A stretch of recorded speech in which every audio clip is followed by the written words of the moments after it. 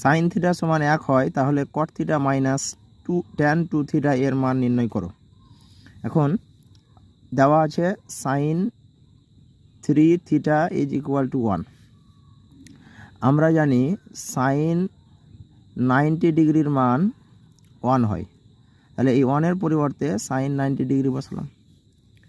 তাহলে এখান থেকে আমরা লিখতে পারবো যে 3 থিটা সমান 90 ডিগ্রি। দুটো কোণানুপাতের মান যদি সমান হয় তাহলে তাদের যে কোণ আছে সেই কোণ দুটো সমান হয়।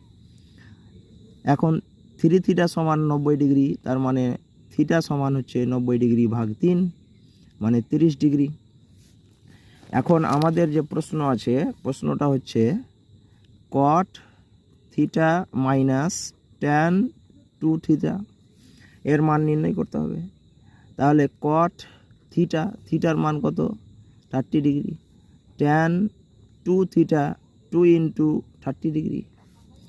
কট 30 ডিগ্রির মান হচ্ছে √3 এবং ট্যান 30 দুগুণে 60 ডিগ্রি, তাহলে ট্যান 60 ডিগ্রির মান হচ্ছে √3।